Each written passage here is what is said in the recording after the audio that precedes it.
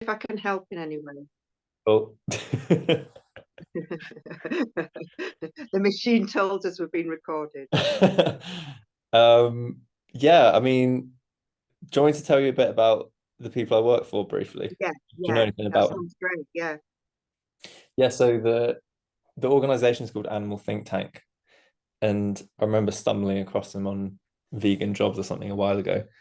Yeah. And the people who started it, I think it's about 3 or 4 years old, so it's quite new.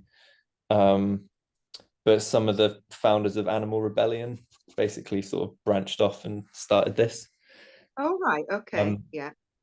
I don't know if you know um, many of the sort of people in the movement. There's a girl called Esther who I remember I went to the Animal Rights March in 2018 and she was doing a speech. And yeah, she's one of the directors. Oh, right. Okay. I probably Yeah, might recognize the fact. There's so many people, isn't there, from different groups, yeah, and sometimes you just need prompting to remind. Oh, maybe I just don't know who. yeah. Yeah.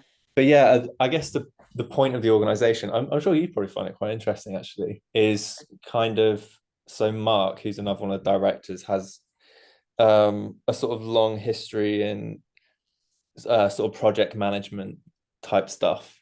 Yeah. Yeah. And we sort of study other social justice movements like black civil rights and in Serbia trying to take down Milosevic and stuff. But yeah, basically the point of Animal Think Tank is kind of creating an ecosystem for the animal rights movement and trying to make it sustainable in the long term. Yeah. Um, so at the minute we're based up in Lancaster and we're doing all of these sort of social experiments where we're trying to create scalable ways to form groups. I mean, it's kind of similar to Extinction Rebellion, I guess. So I suppose the long-term goal is to have like loads of different regional groups. Yeah. Um, Yeah.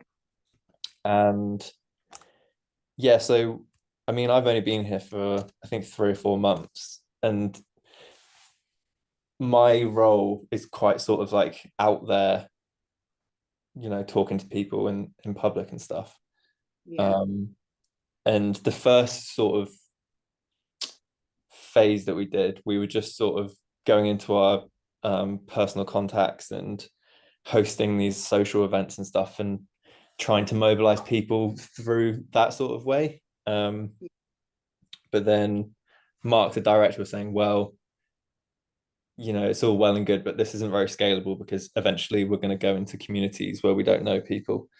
So we want to try and work on these sort of one-to-one going to personal contacts and saying, who do you know?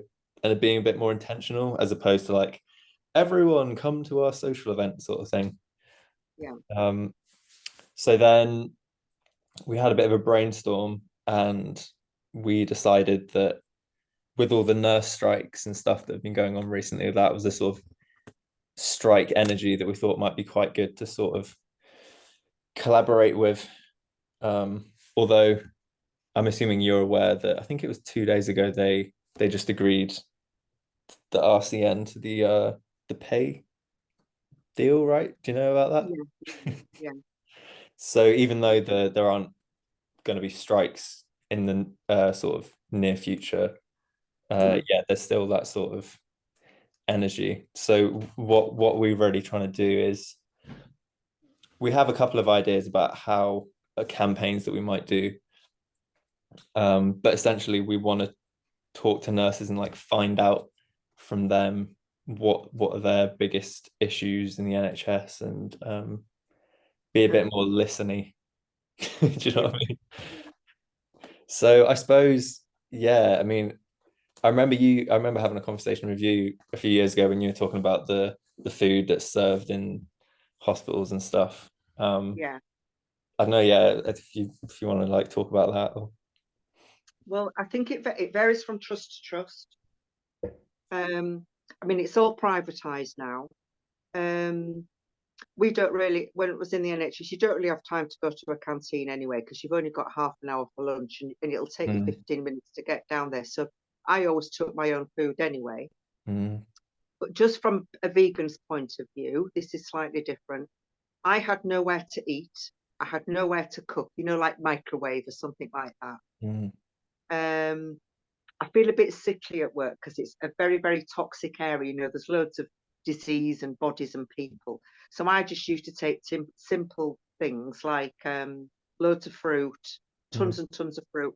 I'd have fruit and nuts in my cart, so I could kind of like graze.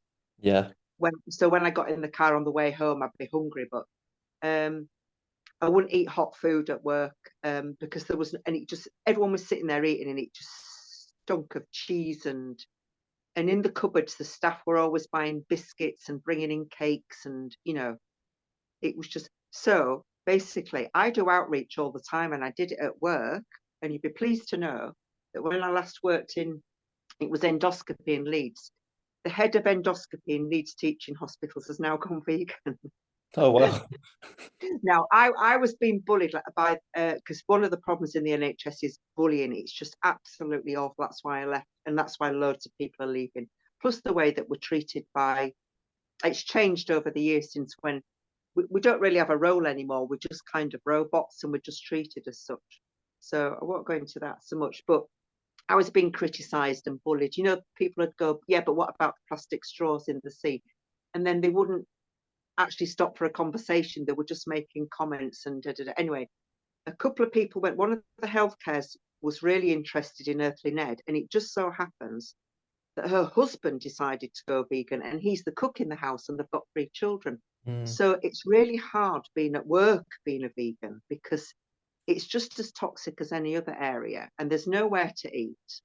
And when I worked in one of the small hospitals, I noticed once that they had a vegan sandwich, but when I checked the actual contents, it had Worcester sauce in, which has got fish in.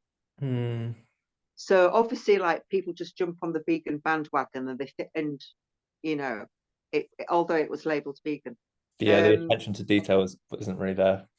Yeah, and then there's only 2 canteens. There's one at St James's, and the public use it as well. And the only thing I could have at that hospital, I'm going to St James's once, it was like some tomato soup, but it was like literally, tinned tomatoes with some herbs in. Mm. That was the only thing in the whole canteen I could eat. And they also have all these little branch, like they'll have a sandwich stall, a bit like Subway, and they'll have like, and then they'll have a quick meal deal thing, which is always sandwiches and a bag of crisps and pop or something. And so it's pretty much the same as everywhere else you get now. There's no kind of, it's all privatized.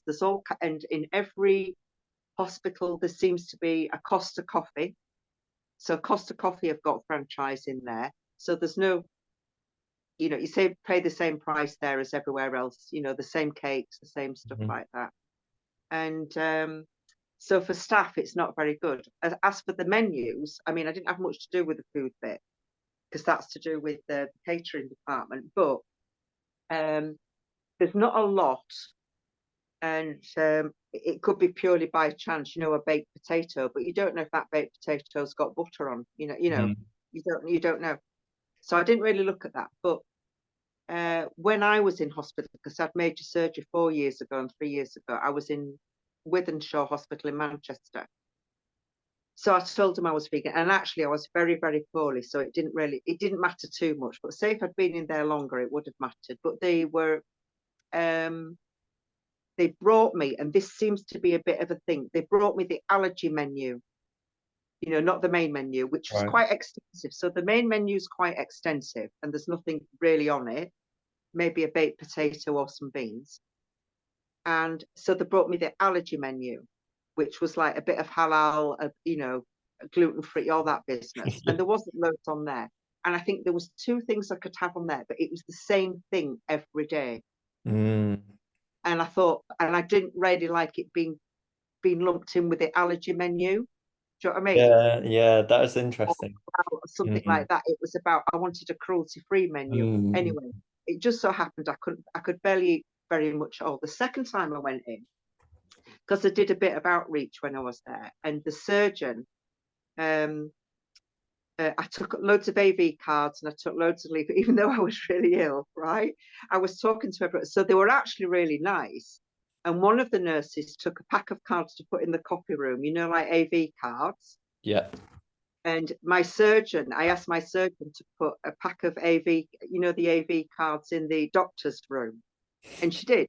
Oh, cool. So, but when I had my surgery, which was 3.5 years ago now, I had a breast reconstruction because of my breast cancer. And it was 9 hour surgery. So it was massive surgery. And I was the only patient that day. There were 18 people in the theatre and there was just me all day long. It's such a big surgery. And I had quite specific reconstruction because I'm quite slim. I had one that's not very done very often, because if you're not fat or, bigger, there's more options, if you've got big muscles. But me being a smaller person, I had one where you take muscles and veins out of the top of your legs and skin and so it's a massive operation, and it's much longer to recover and all the rest of it. But the good thing is I haven't got anything false in my body. I haven't got any implants or anything like, nothing aliens in my body. But when I was in surgery, sorry, we're going off track here, but when I was in surgery, bearing in mind there were 5 surgeons in the room and 2 anaesthetists and a whole team of people. We're talking about 18 people. They went, God, look at the colour of her blood, my blood under surgery. It was really quite orangey. And they went, she said, yeah, because she's vegan, right? And they had a discussion while I was under anaesthetic. So the vegan discussion continued because my blood looked so good. And also another thing she said was she had to take a little bit of fat, a tiny bits of, like a bit of liposuction. Just 2 tiny patches she had to take. She said to me afterwards, you've got really high quality fat and I want that on a t-shirt. And I said, what do you mean? She said, it's pure white, because I've seen people's body, in surgery. It's not normally people's adipose tissue is yellow. She said it's white. It's really tiny pieces, not big lumps, and all the rest of it. So I said to her, did you have this discussion while I was under anaesthetic? She says, yeah, it went on for hours. Well, it's nice to know, isn't it? Because you probably already knew that. And she says, by the time we got to the fat, they went, look at her fat, it's pure white. But that just shows you what our insides of our bodies are like. You know what I mean? You think it's not helping, and we can't see that side of us, can we? But it just shows you. Yeah. Anyway, when you the second time I went in, they were absolutely great. They literally they put me in a side room, and they just were so happy to see me, and they were just lovely. And when they brought in my food, I think they particularly requested it, and I did. So basically, they put in a request, and I got everything I needed the second time round. But I think that's just kind of specific to the ward, rather than it's not a general thing, because the whole menu should be vegan. So they've got so much options on their menus. They're massive, their menus, and if everything was vegan, you could easily get around all the allergies, because first of all, you're eliminating dairy, you're eliminating meat allergies, seafood allergies, which are main allergies. Pork's a big allergy thing. Eggs are a main allergy. Pork's got problems with is it gut worms and all that sort of nasty stuff? Sorry, say that again. Pork has a lot of issues with, is it those sort of gut worms that you get? Do you know what? I know we should be eating meat anyway, but even as a child, every time I ate pork, I had stomachache. Every single time. And I don't think it's compatible with our digest. Well, I don't think, obviously no meat is, but I mean, it seems to be the worst one. And sadly, it's one of the cheapest. Chicken and pork are the cheapest because they're the most subsidized and they're the most mass slaughtered. And sometimes I look in the supermarket and I'm thinking, I can't believe that's $4.99 for all that. Do you know what I mean? And that, you know very well what the animal's gone through, and it just disgusts me, as we always are. But Yeah, yeah, it's yeah, horrendous. Yeah. On the food thing, I suppose one interesting thing you said is, I suppose the lack of variety is something I probably would have expected, but it was really interesting when you're talking about the allergy menu, because that yeah, kind of, I guess, like as a patient and as a nurse as well, that can be really demoralizing because I mean, I totally understand what you're saying. It makes you yeah. feel like, because ultimately it's an ethical standpoint, isn't it? It's not a diet. Yes, yes, yeah, yeah, yeah. So that's You really, kind of want to make that point that it's kind of it's about an ethical standpoint. It's not about anything else, and we're perfectly healthy eating. Mhm. It's not detrimental to our nutritional health. Yeah, And like funnily enough, because this is quite sort of early stages, we're sort of trying to, the menu thing is one idea that we've got.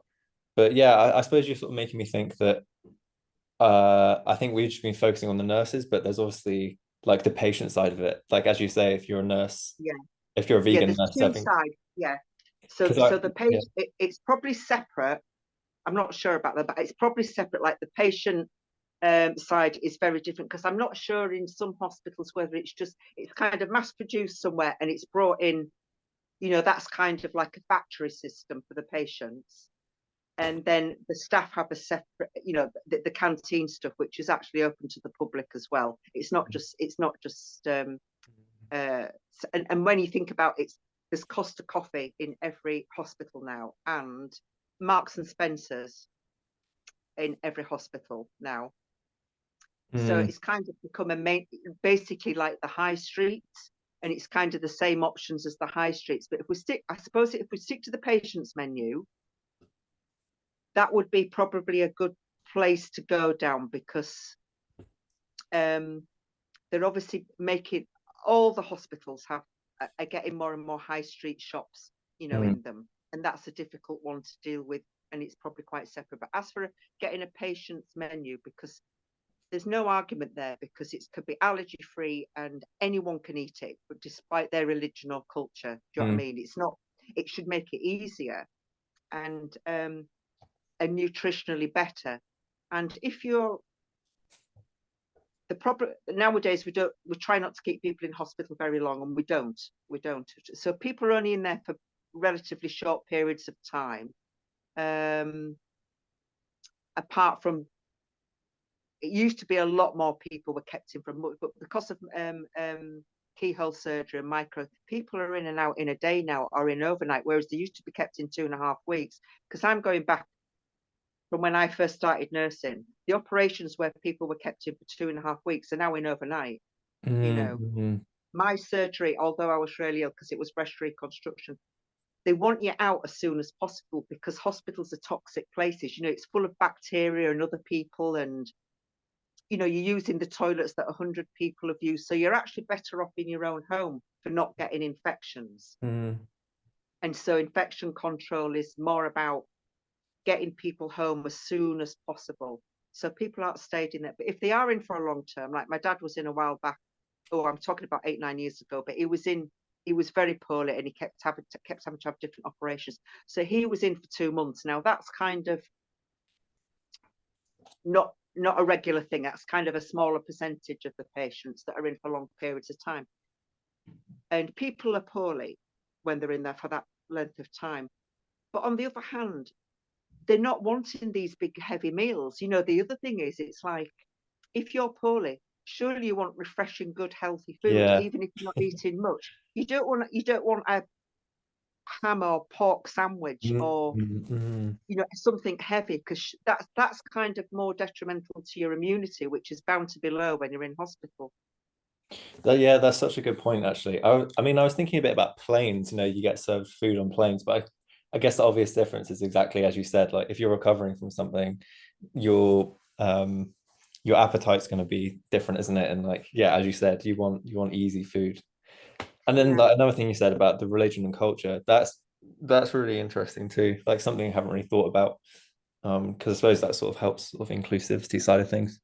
But no, yeah, that's really, really helpful, Paula. Thanks for that. There was another sort of area that I'd be interested to, if you had any sort of information on, is that we're quite interested in the sort of structure of nursing. like my mum's a nurse, so I'm kind of vaguely aware of like Yeah, there's bands and stuff like that. But yeah. ultimately, I guess one thing I left out is that as an organization, our goal is not really to get personally involved. Well, we're not going to be doing actions ourselves. The whole point is that we're sort of like training groups and working with them in terms of like organization and stuff, but we want people to sort of form their own teams.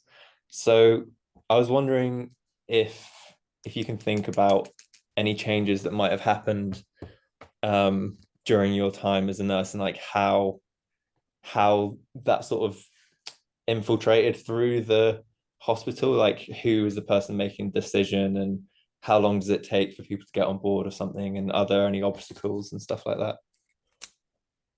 Oh, well, over the 40 years, it's changed a lot because now, because I don't really work for them anymore, so I'm not in there.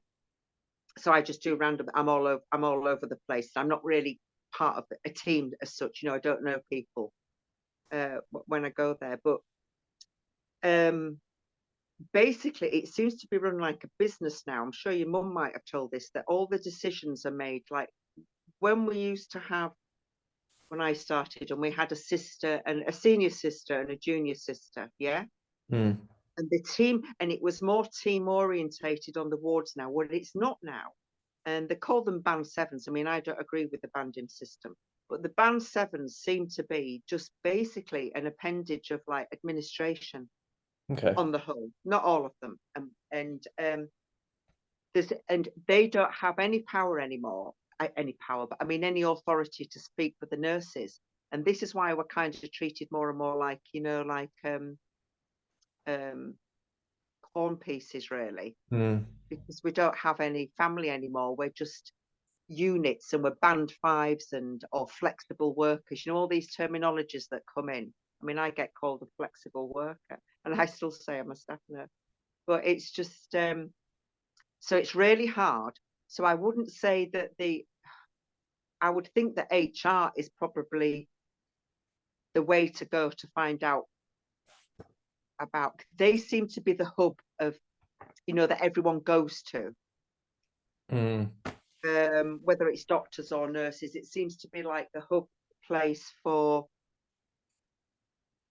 Um, I'm not saying to sort things out, but it's kind of the mediators for everything. Mm. I think they are. That's the, you know, it's because it's such a vast factory. So, for example, in Leeds, I think there's 26,000 people work in Leeds Teaching Trust, and that's a heck of a lot to manage, type thing. And not a lot of them are nurses and doctors. You know, Mm. we've got cleaners, we've got electricians, and all the rest of it. But I would say HR, that type of personnel people, are the people to, because there's so many thousands of different departments and no one's communicating very well anymore. But I suppose if it goes through HR, they're kind of in touch with everybody, you know, in the hospital, every department, including catering, because I don't know anything about the catering. But the one, actually, there is a person you could speak to that's in the NHS, and she's in catering, Oh, and it's Claire. that's cool. She runs the cafe, I think, at Chapel Allerton Hospital. I just forgot Claire's vegan. Claire. Sinclair. She'll know more about the, you know, like the catering sides, and she wants more vegan. So she'd be good to get vegan things going in, at Yeah, least in her area. Do you know what I mean? yeah, she sounds brilliant. Is she called Do you Claire know Sinclair, did you say? Claire Sinclair? Great name. She's married to. Do you know Colin Sinclair? No. All right. Well, she's married. She's in Leeds, and so Colin used to do he was the AV group organizer for Leeds and We the Free, but he doesn't do it anymore. Ah, And she does catering. She's in the catering side in the NHS, so she'll know more about wow. who to contact and who to go to. That just came to me. Of course, there's Claire, Thanks. Yeah, thanks, Paul. That's fantastic. and that's the only other person I know. And there was another girl, but I don't know where she works. I'm sure it was Huddersfield, called Charlie. and she worked, but she just did agency as well. It's so difficult when you do agency because you're not kind of respected in the same way, you know, because you're not a team member, you're just the spare person that comes in. And but I think the whole thing is yet to get, at least start getting a vegan menu on the menu, because they have so many options, and nothing's vegan, or hardly anything's vegan. Maybe there is something in some hospitals, but it's hit and miss really. Yeah, that was And just no, you go, you go. Yeah, so, and I think it's, and it would be cheaper, you know, if we're talking about money, it would be cheaper. And I'm just thinking, because I think they do, on the other hand, I think they do try and take care of, you know, people's options and food and everything. So they do have the resources there to make changes, because I can see the effort that they're putting in. You know, so the cheaper point is an interesting one, actually, because ultimately, you know, it's a sad reality that lots of things revolve around money these days, but ultimately, like, it's another weapon in our arsenal, isn't it? Like, it, yeah, as you say, if you can come to the hospital and say, you know, this is a cheaper alternative. Yeah, I mean, they wouldn't see it that way. They would say stuff like, oh, well, if we have to get another party in, that costs us more money. That's how they'll see it. But if we're talking about, but you know, but the whole thing is, if the whole menu was vegan, it would be a lot cheaper. You know, but just basically, it just would be a lot cheaper type of thing. And nobody can say that they haven't had a dal or a chickpea curry, or, you know, like you know, a fantastic salad, because everyone's had something like that, and everyone's had fruit salad. I know people are kind of more geared towards the often junk food things, and people don't really like often the healthy things.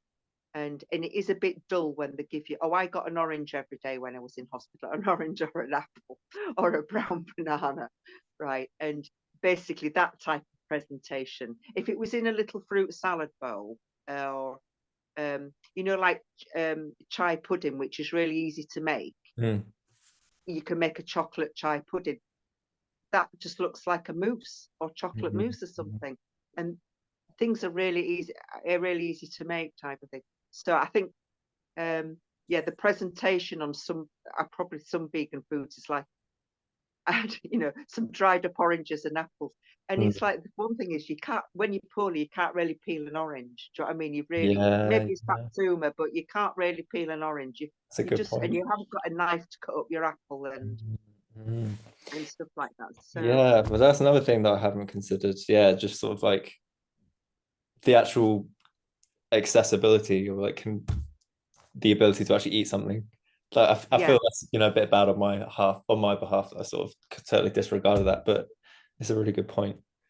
Well, I think, yeah, and the other thing is, like, people are kind of not often, sometimes they're sat at a table if they've got, you know, access to it, but sometimes people are sat by the beds. That's not a great place to eat. Or if they're on the beds, you know, like your digestive system is bent. So so we could say, like, nutritious, more easily digestible food in smaller portions. And I suppose the other option to go down is, when it's vegan food, is like, it's like you could easily do like 4 or 5 different little pots of things, like a little pot of dal and So if someone's not very hungry, or they don't fancy this, that, and the other, they're not being given a big dinner and a big pudding. Do you know what I mean? Which is kind of daunting. It's like, you can do, the presentation could be a lot better. And I know it's like they do rely often on people and relatives nipping down to Marks and Spencers and Costa Coffee to get things for them, which, you know, which isn't really a big option for vegans.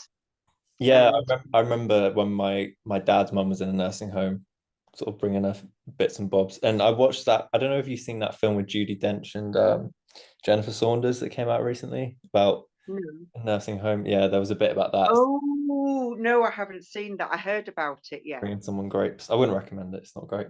But no, yeah, that is all really, really helpful, useful information, Paula. Thanks. That's very good. Um, yeah, I guess like this might be a bit of a difficult question, but thought it'd be worth asking. So yeah, at the minute where we're at is we're starting to have meetings with nurses and trying to yeah, ultimately, like, it would be great to find some vegan nurses around here.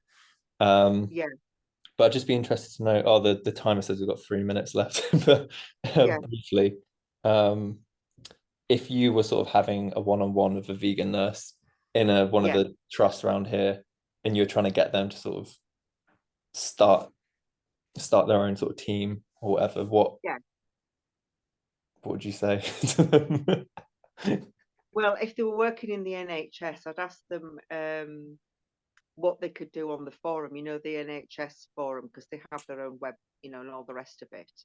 Because there's like a cycling group on there, for people who cycle to work and this, that, and the other. Hmm. But I won't have access to that facility because I'm agency now. So it's really funny how, because I've done agency for so long, um, and people leave. I mean, all my people my age have left. So everybody I've known in the NHS basically retired at 55. Like my friend retired last year. She's 55. She's vegan and she does the Challenge 22. She's a brilliant cook and she would have been brilliant, but she doesn't. It's really, I think because I'm in a difficult age group. And if I met people at work, yeah, I'd ask them how I'd probably ask them to facilitate it and kind of relay them to you if they wanted, if because I'm pretty good at asking people or facilitating, what do you want to do? What do you want to do about it? Or do you fancy doing this, that, and the other? Mhm. Because I do outreach in other areas because I can't do it at work apart from one-to-one conversation stuff thing. But if I came across people that were vegan, yes, and I have done in the past, and but it was before this conversation. So they one went off abroad and she wasn't a nurse anymore. One guy was in Harrogate and he was like well, not a very nice person actually, Mikey, not sociable at all, very difficult to speak to, and probably wouldn't be able to have a he was a very poor communicator and he was quite aggressive, so I didn't really have much to do with him. But if I came across somebody, yeah, Cool. I would. And I'm sorry I don't know more people, and it's partly to do with working for agencies. Do you know what I mean? And my Yeah. age. Yeah, no, that's really helpful, Paula. I suppose I'll wrap it up. I think we're about to get cut off. But Okay. I suppose I'll follow up with you on the Claire Sinclair and Colin Sinclair. If you could Yeah, maybe put me in contact, that'd be great. And then yeah, I guess when we're sort of focused here at the minute, but when we start expanding, like, we'll definitely link up somehow. yeah, yeah, yeah. You've got my number, so it's really good to see you again. I hope it was helpful. Oh yeah, really great. Sorry, I can't be of more help, but I'm hoping, yeah. All right, Paula. Mm. Thanks very much. So yeah, nice to see you. I'll Lovely to I'll see just you. send you Claire's Facebook page.